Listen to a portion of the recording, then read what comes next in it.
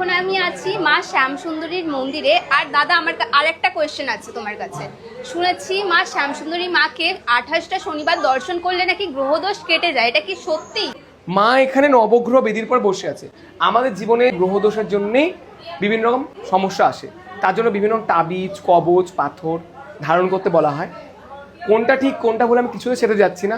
আমার কথা হলো একটা, সবার তো সামর্থ্য হয় না যে আমি দামি দামি রত্ন ধারণ করব। তাই কি করবেন আপনারা, তাই মাকে যদি কোনো ভক্ত 28 শনিবার দর্শন করে, তার জীবন থেকে সমস্ত গ্রহদোষ কেটে যায়। কাল সর্পদোষ, মাঙ্গলিক দোষ, সাহসাতি দোষ, যত রকম গ্রহ জাতীয় দোষ আসে আমাদের জীবনে, সেগুলো শুধুমাত্র শ্যামসুন্দরী মাকে মুখ দর্শন করলে। কেমন বলছি, ধরেন আপনি আসলেন, আপনার পুজো দেওয়ার সামর্থ্য নেই, আপনার পুজো দিতেই হবে না, শুধুমাত্র মাকে দর্শন করুন 28 শনিবার। আপনারা যখন 3 থেকে 4টে শনিবার দর্শন করবেন, তখনই যেমন আপনাদের 4-5টা বদলাতে লেগেছে, পরিবর্তন এসছে। আমি একটা জিনিস জানি, আমি কোনটা বলছি সত্যি সেটা আপনাকে মানতে হবে না, আপনার অনুভূতিটাই সত্য। আপনারা নিজেরা আসুন আর নিজেরা অনুভব করুন মাকে। এখানে এসে মা আছে সে সবাই বুঝতে পারে। মায়ের এমনি চোখ নড়ে, আমি নিজে দেখেছি। এবং হাজার হাজার ভক্ত যখন অন্ধকার আরতি হয়, মা শেষে জীবন্ত হয়ে ওঠে।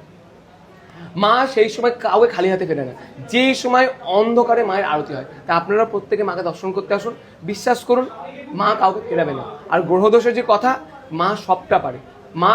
মায়ের পর তো কোনো তাবিজ কবজ না, মায়ের পরে কোনো তো রত্ন না, মা সবটা পারে। মায়ের কাছে আসলে আপনাদের অবশ্যই যে কোনো গ্রহদোষ থেকে আপনি বেরোতে পারবেন, শুধু মাকে দর্শন মাত্র।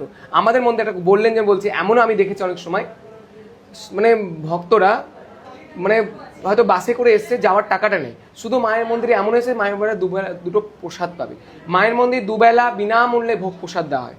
তাই আপনারা প্রত্যেকে মায়ের ভোগ প্রসাদ খেয়ে যাবেন। জয় মা শ্যামসুন্দরী।